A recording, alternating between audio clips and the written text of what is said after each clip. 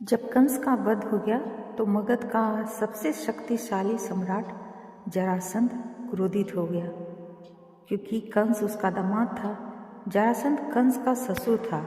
कंस की पत्नी मगध नरेश जरासंध को बार बार इस बात के लिए उकसाती थी कि कंस का बदला लेना है। इस कारण जरासंध ने मथुरा के राज्य को हड़पने के लिए 17 बार आक्रमण किए। हर बार उसके आक्रमण को असफल कर दिया जाता था। फिर एक दिन उसने काल यवन के साथ मिलकर भयंकर आक्रमण की योजना बनाई। नमस्कार मित्रों, स्वागत है आप सभी का।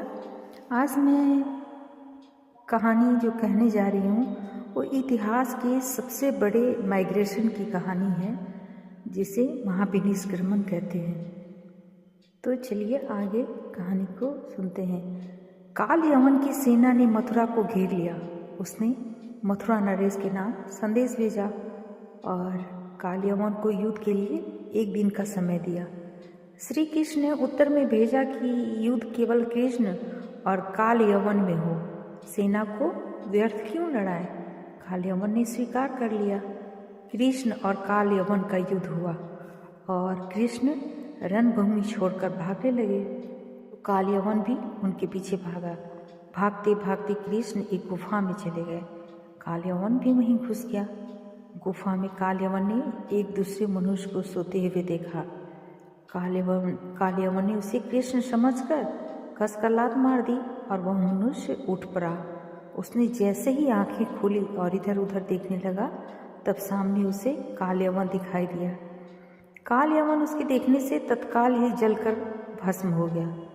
काल यवन को जो पुरुष गुफा में सोए मिले वे इक्ष्वाकु वंशी महाराजा मधान्ता के पुत्र राजा मुचुकुंद थे, जो तपस्वी और प्रतापी थे। उनके देखते ही काल यवन भस्म हो गया। मुचुकुंद को वरदान था कि जो भी उन्हें उठाएगा वह उनके देखते ही भस्म हो जाएगा। काल यवन के मारे जाने के बाद हड़कंप मच गया था। अब विदेशी भी श्री कृष्ण के शत्रु हो गए थे। तब अंततः कृष्ण ने अपने 18 कुल के सजातियों को मथुरा छोड़ देने पर राजी कर लिया। वे सब मथुरा छोड़कर रैवत पर्वत के समीप कुशस्थली, पुरी, द्वारिका में जाकर बस गए। यह इतिहास का सबसे बड़ा माइग्रेशन था। उग्रसेन, अक्रूर, बलराम सहित लाखों की तादाद में कृष्ण के कुल के यादव अपने पूर्व स्थान द्वारका लौट गए। रह गए तो सिर्फ वे जो कृष्ण कुल से नहीं थे। लाखों की संख्या में मथुरा मंडल के लोगों ने उनको रोकने का प्रयास किया, जिनमें दूसरे यदुवंशी भी थे। सभी की आंखों में आंसू थे, लेकिन कृष्ण को तो जाना था। सौराष्ट्र में पहले से ही यदुवंशी लोग रहते थे। यह उनके प्राचीन पूर्वजों की भूमि थी। इस निष्क्रमण के उपरांत मथुरा की आबादी बहुत ही कम रह गई।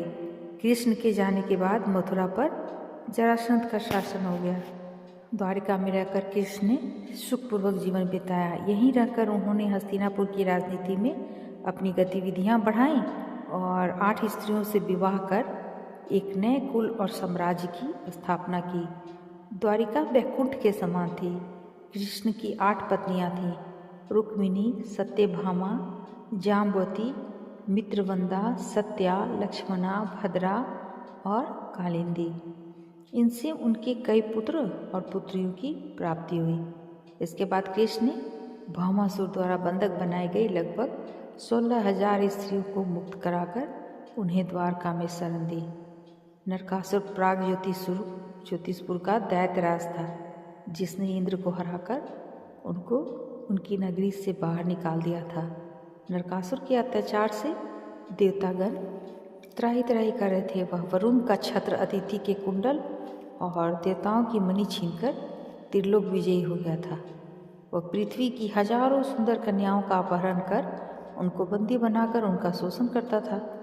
मुक्त कराई गई ये सभी स्त्रियां कृष्ण की पत्नियां या रखैल नहीं थीं, बल्कि उनकी सखियां और शिष्या थीं, जो उनके राज में सुखपूर्वक स्वतंत्रतापूर्वक अपना जीवन यापन अपने तरीके से कर रही थीं।